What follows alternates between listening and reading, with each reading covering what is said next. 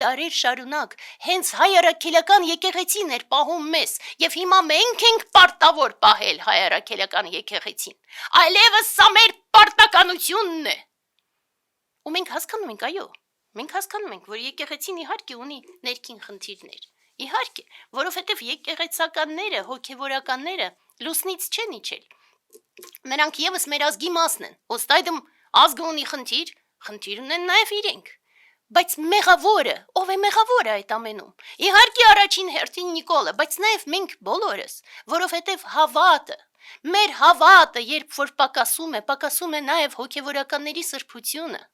որովհետև յուրաքանչյուրի հավատը եւ մյուս կողմից հոգևորականների սրբությունը, դա նույն պահող ուժի երկու կողմերն են։ Թուլանում է մեկը, թուլանում է նաեւ մյուսը, զորանում է մեկը, զորանում է նաեւ մյուսը։ Եթե մենք զորացնենք մեր հավատը, մենք դրանով կզորացնենք նաեւ հայ առաքելական սուրբ եկեղեցին։ Եվ դրա համար, երբ որ մենք մտածում ենք, իսկ ինչն ենք մենք պաշտպանում, եւ ինչ ենք մենք ասում բոլորին, մենք պաշտպանում ենք ոչ թե անձանց, այլ առաջին հերթին այդ հենց բարեշնորհությունը։